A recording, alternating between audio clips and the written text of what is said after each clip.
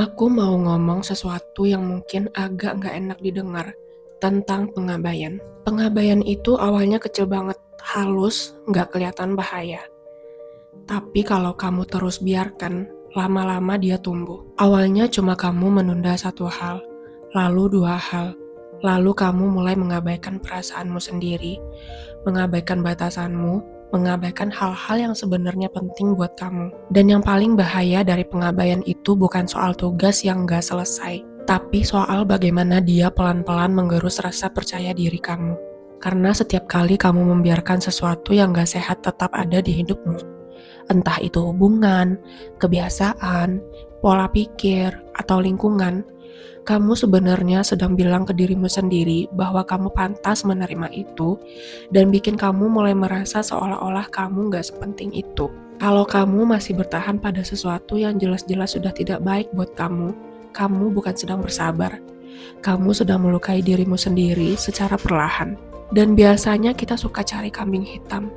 Kita bilang, ya situasinya memang begini, atasan aku memang begitu, pasangan aku memang begitu, keadaan hidupku memang susah. Tapi kalau jujur, seringkali yang jadi masalah bukan keadaan. Kita sendiri yang terus memilih untuk bertahan di dalamnya. Aku pernah dengar satu kalimat yang butuh waktu lama banget buat aku pahami. Kamu adalah satu-satunya masalah yang akan kamu punya. Dan kamu juga satu-satunya solusinya. Dulu aku nggak ngerti maksudnya. Rasanya defensif banget, kayak menyalahkan diri sendiri. Tapi sekarang aku paham. Bukan berarti kita harus merasa bersalah. Tapi artinya kita punya kuasa. Kalau kamu terus melihat dirimu sebagai korban keadaan, tanpa sadar kamu sedang menyerahkan kendalimu sendiri. Dan itu pilihan. Begitu kamu memutuskan untuk bertanggung jawab atas hidupmu, kamu berhenti membuang waktu menyalahkan orang lain. Kamu berhenti menunggu keadaan berubah dulu baru kamu bergerak. Tanggung jawab itu bukan rasa bersalah. Tanggung jawab itu kebebasan.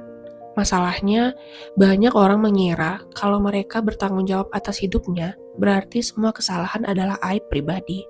Padahal bukan begitu. Kalau kamu sakit, kalau kamu gagal, kalau kamu sedang berada di titik terendah, itu bukan berarti kamu buruk. Itu berarti kamu sedang berada di fase yang bisa kamu gunakan untuk bertanya, apa yang perlu aku ubah?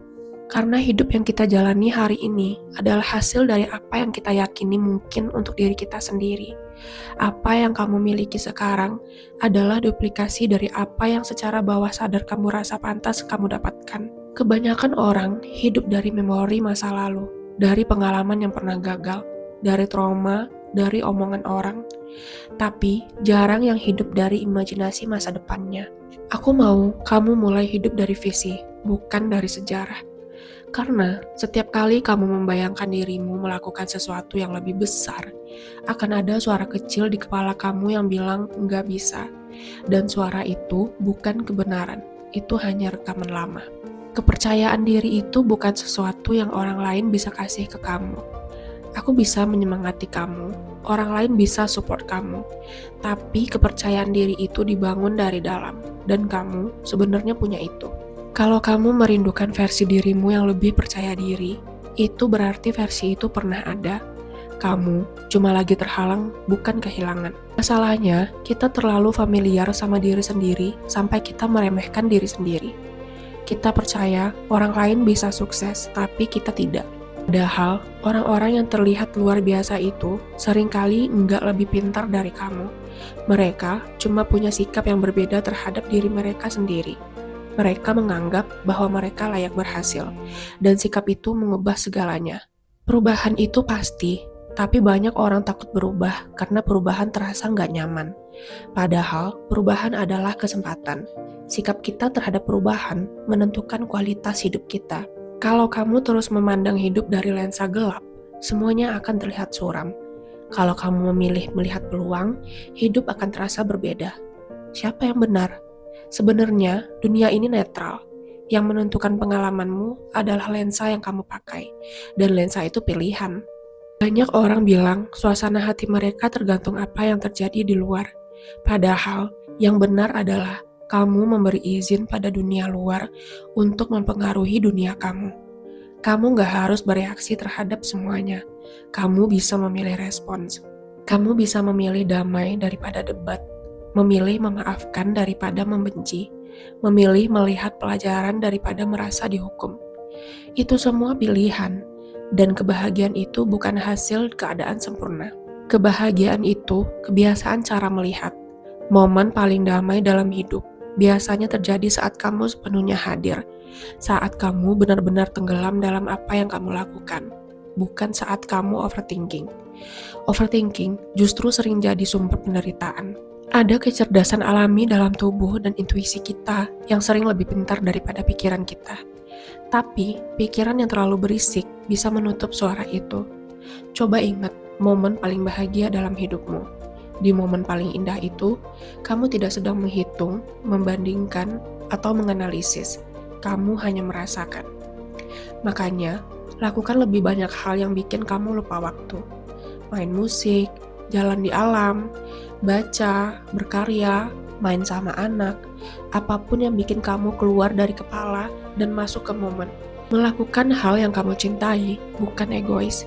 Itu cara kamu mengisi gelasmu sendiri. Karena kamu gak bisa memberi apa-apa kalau gelasmu kosong. Kalau kamu merasa dingin, tertutup, atau kehilangan arah, mungkin kamu belum menemukan hal yang benar-benar membuatmu hidup. Temukan itu, dan izinkan dirimu tenggelam di dalamnya. Karena kebahagiaan bukan sesuatu yang harus kamu cari di luar. Itu sudah ada di dalam, tertutup oleh lapisan pikiran dan ketakutan. Dan semakin kamu berani mengambil kembali kuasamu, semakin kamu sadar bahwa hidup ini bukan sesuatu yang terjadi padamu, tapi sesuatu yang kamu ciptakan setiap hari. Sebelum kamu lanjut ke video berikutnya, coba berhenti sebentar dan tanya ke diri sendiri, apa yang sebenarnya perlu aku lepaskan? Kalau kamu mau, share di komentar. Gak perlu panjang, 1 kalimat pun cukup. Dan kalau kamu merasa konten seperti ini membantu kamu bertumbuh dengan lebih sadar, tekan subscribe. Kita pelan-pelan bangun hidup yang lebih selaras, bukan lebih sibuk.